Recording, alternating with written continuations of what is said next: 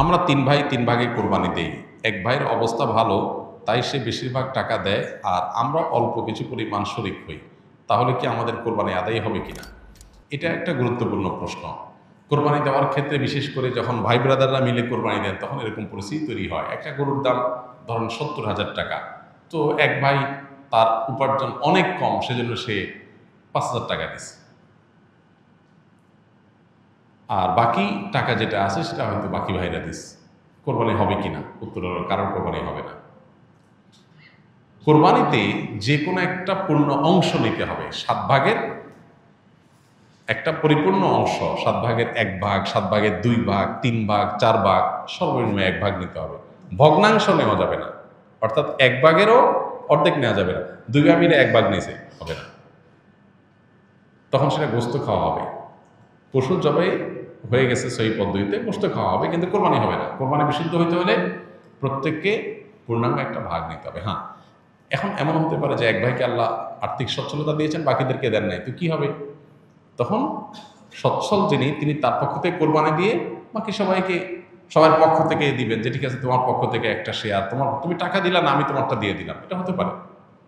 অথবা আরেকটা হতে পারে যে ঠিক আছে, তুমি অল্প টাকা কামাই করছো, মাত্র 5,000 টাকা আছে, তুমি টাকা না দিলে তোমার কাছে ভালো লাগতেছে না, তুমি টাকা দিলে তোমার কাছে খুশি হবে, তো সেক্ষেত্রে 5,000 টাকা তুমি আমাকে দিয়ে দাও। এটা কোরবানির শেয়ার না, আমি কোরবানিতে এটা লাগাবো সেটা ভিন্ন বিষয়, বাট তুমি শেয়ার হিসাবে দিলে না, এটা হতে পারে। প্রবাসীরা অনেকে একটা কাজ করে, বিশেষ করে মিডল ইস্টে যারা থাকে, অনেক প্রবাসীরা কোরবানিদের দিন নিজেরা একটা ছাগল জবাই করে। তো রুমে 5 জন থাকে, এখন 5 জন মিলে একটা ছাগল জবাই করলে ওই ছাগলের টাকা তারা ভাগ করে। এই যে এক ছাগলে কয়জন শরীক হতে পারবে, কয়জন কোরবানি দিতে পারবে? একজন। ভগ্নাংশ দেওয়া যাবে না। তাহলে একজন কোরবানি দিলে রুমের যে কোনো একজন কোরবানি দিবে, তো বাকি 4 জন তারা কি বসে বসে খাবে? গোস্ত তো সবাই খাবে। তো এই জন্য তারা 5 জন মিলে ভাগ করে টাকা দেয়। এখানে কারোরই আসলে কোরবানি হবে না, জবাই করা হবে, পশুর গোস্ত খাওয়া হালাল হবে, কিন্তু কোরবানি হবে না। যদি কোরবানি হতে হয় তাহলে এমন করা যেতে পারে, 5 জন মিলে টাকা দিল একজনকে, দিয়া বললো ভাই আপনি মুরব্বী মানুষ, বড় মানুষ, বা আপনি যে কোনো কারণে আমাদের থেকে ভিন্নতর, তো এই টাকাটা আমরা সবাই তুলে আপনাকে দিলাম, কোরবানিটা আপনার তরফ থেকে আপনি দেন, সবটা একজন হইলো, গোস্তটা সবাই খাইল। বা এই বছর আপনার তরফ থেকে হইলো, পরের বছর আমরা আবার সবাই টাকা পয়সা দিলাম, ভাই আরেকজন হলো, টাকা আপনাকে দিয়ে দিলাম আপনার তরফ থেকেও, কোরবানিটা একজনের হবে। ঠিক একইভাবে গরুতে ভগ্নাংশ, এটার ভাগ এভাবে আপনার শরীক পাওয়া যাবে না, পূর্ণাঙ্গ একটা অংশের শরীক হতে হবে, তারপরে কোরবানি নিষিদ্ধ হবে। মানুষ জাতিকে কি আল্লাহ নিজ হাতে তৈরি করেছেন? যদি করেও থাকেন তাহলে একজন মানুষকে তৈরি করতে কত সময় লেগেছে? কেননা একজন বক্তা দাবি করেছে ওনার তরিকার আরেক বক্তাকে তৈরি করতে নাকি আল্লাহ 30 বছর সময় লেগেছে। নাউযুবিল্লাহ। ইন্নামা আরাদা শাইআন আন ইয়াকুলা লাহু কুন ফায়াকুন।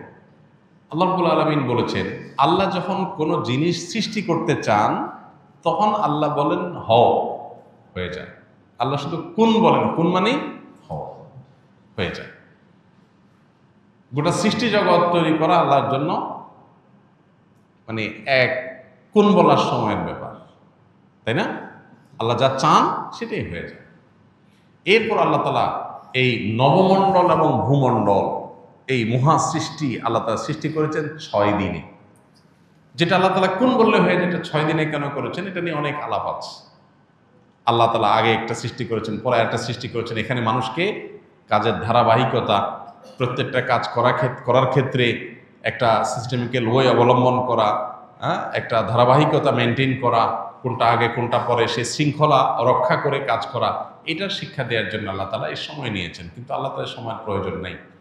যেখানে কোরআনে আল্লাহ তাআলা বলেছেন যে এই মহাসৃষ্টি নবমণ্ডল ভূমণ্ডল সৃষ্টি করেছেন আল্লাহ তাআলা 6 দিনে, সেখানে এক বক্তা সৃষ্টি করছে আল্লাহ 30 বছর লাগছে। আল্লাহর শানে এ ধরনের কথা বলা ঈমান যাওয়ার মতো বেয়াদবি, ভয়ঙ্কর কথা। যে আল্লাহর 30 বছর লাগছে, মানে উনি এত বড় হয়ে গেছে, ওনারা বানাইতে আল্লাহর 30 বছর লাগছে, নাউযুবিল্লাহ। আপনি কোনো আলেমের মর্যাদা বর্ণনা করবেন, তার যোগ্যতা থাকলে সেটা বলবেন, 100 বার বলেন, কিন্তু বলতে গিয়ে যদি আল্লাহর শানে বেয়াদবি করে ফেলেন, আল্লাহর জন্য তারা বানানো কঠিন হয়ে গেছে, সে এত বড়, তাহলে মানে আল্লাহর জন্য কঠিন করে ফেলছে বিষয়। মানে কোনো কোনো ক্ষেত্রে এক্ষেত্রে আল্লাহ মানে আল্লাহর সাথে তাকে আপনি, আল্লাহ শক্তির সাথে তার সৃষ্টিকে আপনি কম্পেয়ার করলেন, মানে তার মাহাত্ম্য তুলতে গিয়ে আল্লাহর সাথে বেয়াদবি করলেন, কুফরি। কুফরি কথা, এ ধরনের কথা। আল্লাহ তাআলা আমাদেরকে হেদায়েত দান করুন। নবীকে সৃষ্টি করতে আল্লাহ তাআলা তো এরকম আলাদা করে এত বছর লাগছে কোনো হাদিসে আমরা জানি না সাল্লাল্লাহু আলাইহি সাল্লাম। সেখানে কোনো বক্তাকে সৃষ্টি করতে লাগবে কেন? আর আলাদা আলাদা করে আল্লাহ তো একজন একজন করে সৃষ্টি করেন নাই। আল্লাহ সৃষ্টি করেছেন আদম এবং হাওয়া, তাদের থেকে বাকি সব মানুষ সৃষ্টি করেছেন। আর সকল সৃষ্টি যত মানুষ কিয়ামত পর্যন্ত আসবে তাদের সবাইকে আল্লাহ তাআলা একসাথে আদম আলাইহিস সালামের পিঠে আল্লাহ তাআলা দিয়েছেন, হাদিসে রয়েছে। এগুলো সবগুলো আল্লাহর জন্য একটা কুন বলার ব্যাপার। অতএব এই কথাগুলো ভ্রান্ত কথা। সবাই যখন জান্নাত তালাশ করবে ঠিক সেই সময় কেবল এক শ্রেণীর সুন্নি মানুষের নিকট জান্নাত নিজে এসে ধরা দিবে। ইসলামের আলোকে বিস্তারিত জানতে চাই, কোত্থেকে এসব পান আপনার আল্লাহ জানে। জান্নাত নিজে এসে ধরা দিবে, জান্নাতের ঠেকা পড়ছে।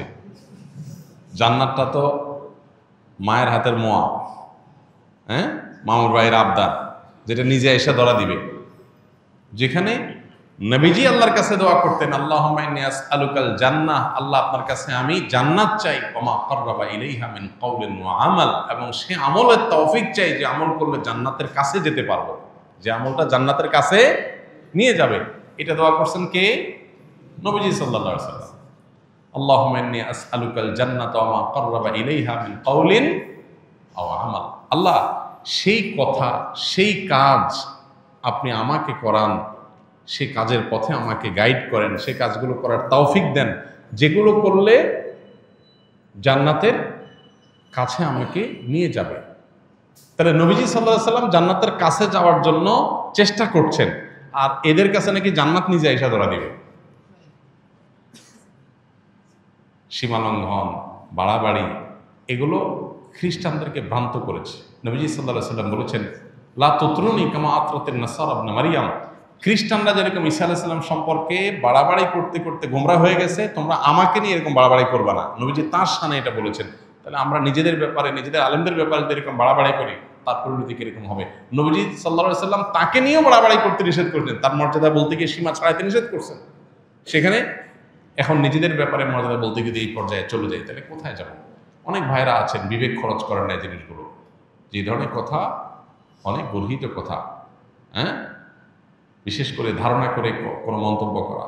তাহসাবুনাহু হাইয়িনা ওয়া হুয়া ইনদাল্লাহি আযীম। আল্লাহ বলেছেন তোমরা এগুলোকে খুব হালকা কথা মনে করো, আল্লাহর কাছে এগুলো অনেক বড়। বিশেষ করে কারো সম্পর্কে কোনো মন্তব্য ধারণা করে করা। তো যাই হোক, এ ধরনের বিষয় অবশ্যই গর্হিত কথা। এর কোনো কথা নেই যে কিয়ামতের দিন জান্নাত কারোর কাছে আসবে না, জান্নাতের ঠেকা পড়ে না এরকম। সবাই জান্নাতে যাওয়ার জন্য পাগল করা থাকবে, লালায়িত থাকবে, ব্যাকুল থাকবে, অস্থির থাকবে, পেরেশান থাকবে। নবী রাসূলগণ আল্লাহ রাব্বুল আলামিনের কাছে কিয়ামতের দিন অনেকেই সন্ত্রস্ত থাকবেন, পেরেশান থাকবেন। বিভিন্ন হাদিস দ্বারা সেটা বোঝা যায়। তাদের হালত যখন এরকম হবে, সেখানে আপনার বিশেষ কোনো এই যুগের কোনো মানুষ তিনি তার কাছে জান্নাত বা তাদের কাছে জান্নাত আগে আয়সা ধরা দিবে, এটা খুবই জঘন্য কথা এবং ভুল কথা।